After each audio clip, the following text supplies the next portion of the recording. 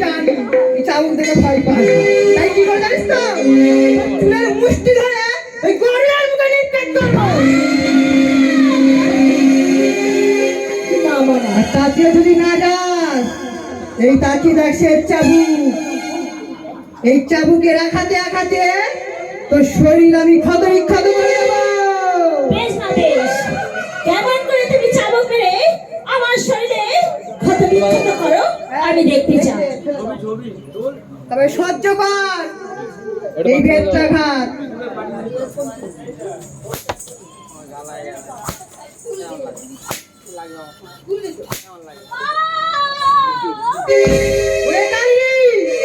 এখনো সময় আছে, যা চলে যা। সহ্য কর, আমি সহ্য করতে সহ্য কর কালী, সহ্য কর এই শত শত চাবুকের আঘাত।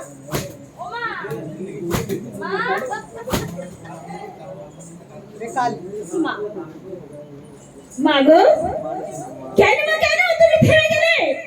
তুমি আর পাচ্ছ না তাই বলছি মা।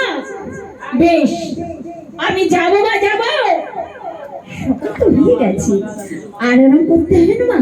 আমি এখনই চলে যাচ্ছি স্বাদের বাসর ঘরে। দাঁড়া কালী। মা, আমার এমন রূপ কুলোর মতো ভাড়া ঢেকির মতো